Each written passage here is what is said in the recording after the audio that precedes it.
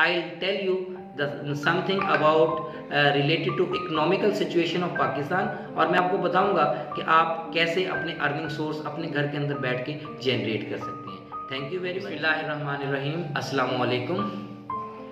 मेरा नाम प्रोफेसर राव नदीम अंजुम है और वो है इस वक्त जेम्स पाकिस्तान ई कॉमर्स के प्लेटफॉर्म से आपसे बात कर रहा हूँ।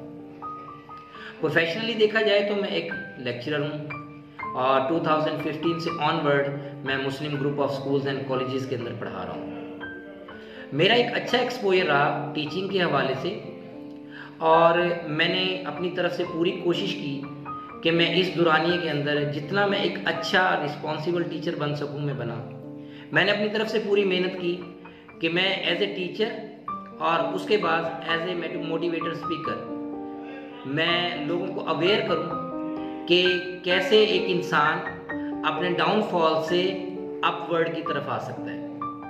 मैंने हमेशा कोशिश की कि मैं अपने बच्चों के अंदर एक अवेयरनेस पैदा कर सकूं कि बेटा एक अच्छी ज़िंदगी को कैसे गुजारा जा सकता है। इसमें कोई शक नहीं कि दुनिया के अंदर जो सबसे इम्पॉर्टेंट चीज़ है वो हमारी तालीम है।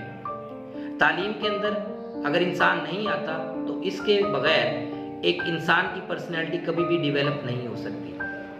बट अनफॉर्चुनेटली आज के दौर के अंदर हमारी तालीम सिर्फ डिग्री तक रह गई और हम इस डिग्री को हासिल करने के लिए एक मुकम्मल तौर पर रेस के अंदर शामिल हो गए हैं। हमें नहीं पता होता कि हमारे मुस्तकबिल में क्या होने वाला है।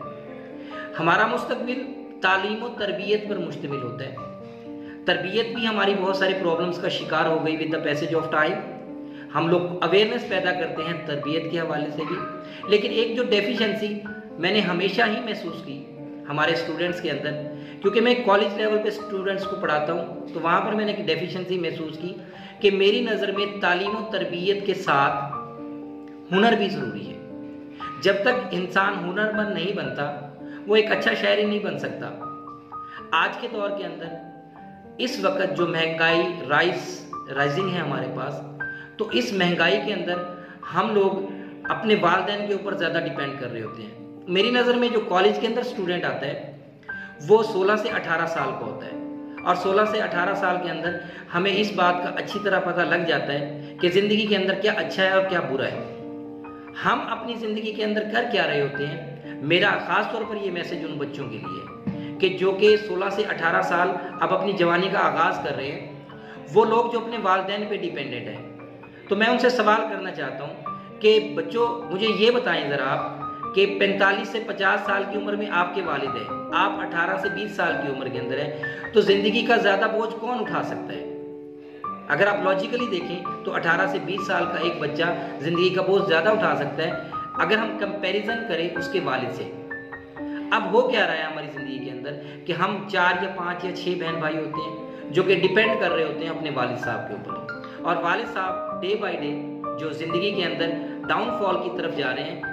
बेटा आपको पता है कि इंसान की ज़िंदगी जो है अगर साइंटिस्ट के हवाले से भी लगाएं तो 60 से 70 साल की है, एक एवरेज उम्र कंसीडर की गई है। तो इस 60 से 70 साल के अंदर जब हमारा वालिद 40 से 45 या 50 साल की उम्र को अप्रोच कर गया है तो वो 5 या 6 या 7 लोगों का खर्चा उठा रहा होता है। अगर बेटा एक एनालाइज किया जाए मेरी एक रिपोर्ट के मुताबिक, एक वालिद FSC का जो बच्चा होता है जो इंटरमीडिएट कर रहा होता है उसका 1 साल का खर्चा 1 लाख प्लस में देता है, और उसके बाद अगर हम इसको 6 प्लस करते हैं तो 10 लाख प्लस में आ जाता है। तो ये जो हम लोग काम कर रहे होते हैं बेटा 10 लाख खर्च करने के बाद उसके बाद भी हमारे पास अवेयरनेस नहीं होती कि हम जिंदगी में आगे बढ़कर कुछ कर सकें। फिर 30 से 35 और 40 साल की 40 जो हज़ार की जॉब्स के पीछे हम लोग आ जाते हैं। हमारे प्रॉब्लम्स राइज हो रहे हैं दिन ब दिन, हमारे अंदर अनएम्प्लॉयमेंट बढ़ती जा रही है। अगर हम लोग देखें पाकिस्तान की रेशियो तो शायद 2% जॉब्स भी अवेलेबल नहीं है। तो बेटा हम इसको कैसे बेहतर कर सकते हैं, मैं आपको अपनी नेक्स्ट वीडियो के अंदर बताऊंगा कि हम इस फ्लॉ को कैसे हल कर सकते हैं। तो कंटिन्यू विद अस, इंशाल्लाह later on I will tell you something about related to economical situation of Pakistan, और मैं आपको बताऊंगा कि आप कैसे अपने अर्निंग सोर्स अपने घर के अंदर बैठ के जनरेट कर सकते हैं। Thank you very much.